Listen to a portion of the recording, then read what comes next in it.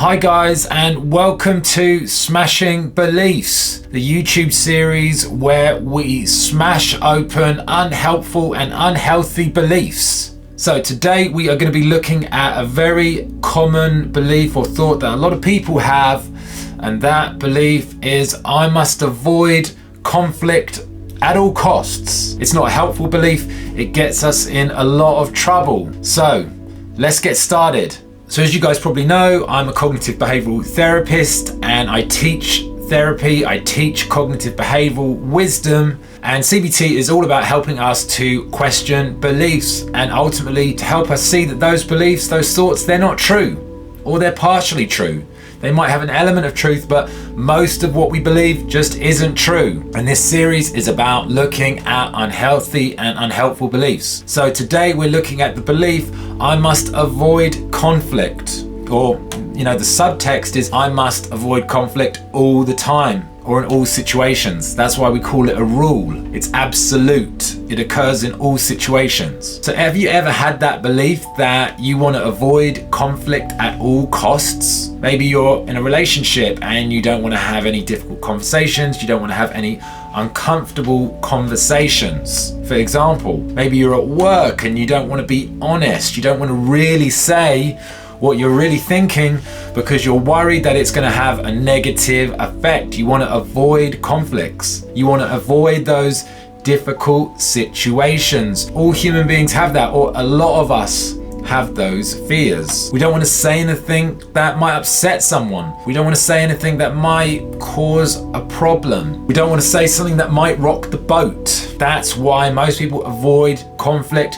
Sometimes people avoid conflict because they don't want to lose connection with somebody else. They say if they bring up a topic, they're going to lose connection. There's all sorts of different reasons why some of us want to avoid conflict. However, every belief that we have has a cost and a payoff. What do I mean by that? Well, there's a cost to having that belief. There's an impact if we have that belief, and there's also a payoff. There's a benefit. There's something that we get out of it.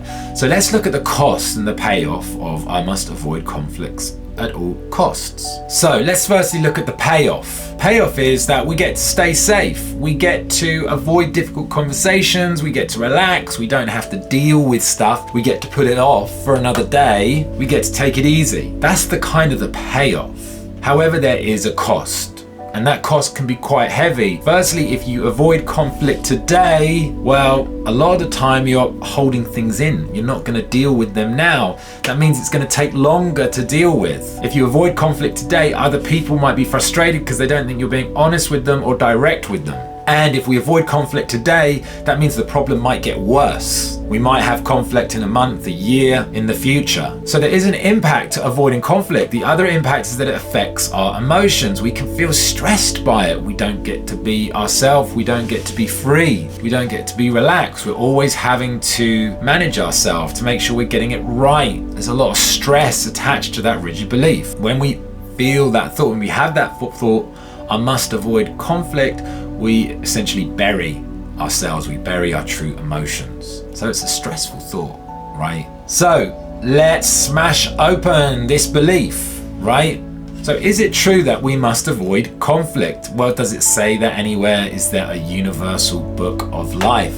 Is there a rule book that says I must avoid conflict? It doesn't say that anywhere, does it? There's no truth to it. It doesn't exist anywhere. We made it up. So it's not true. There's no evidence to support that. Now, if you do have conflict, how bad is it going to be? A lot of the time we do this thing called catastrophizing. We turn a bad thing into an awful, terrible end of the world thing. And we think if I were to have conflict now, it would be awful. It would be terrible. But on the bigger scale of things, from 0 to 100, where 0 is not bad and 100 is very bad, where does conflict or wanting to have or having conflict come? It's probably quite low. What's the worst that could happen? Someone might be upset, they might be bothered, but in the bigger scheme of things, it's not a huge deal. It's okay to have conflict with people. Some would argue it's necessary.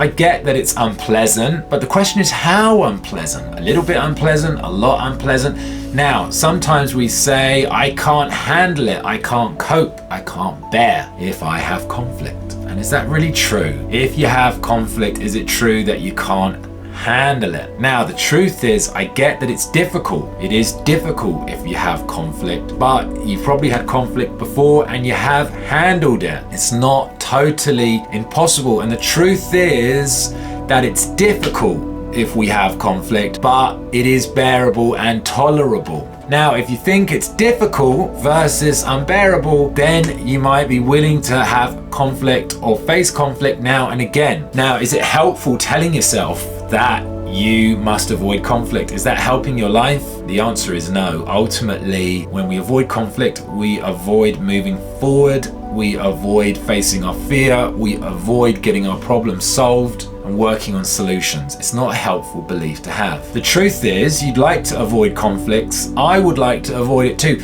but sometimes the truth of reality is that conflicts happen. That's just how it is. Sky is blue, sun goes up in the morning, goes down in the evening, and conflicts exist. Even when we try and avoid them, we have them. So the truth is, you can't avoid conflicts all the time. Okay, here we go for the final smashing belief approach. You might say conflicts are bad. Maybe that's a label that we give them. Having conflicts with other people are bad. I'm sure we can come up with lots of reasons why that's true. But how about this?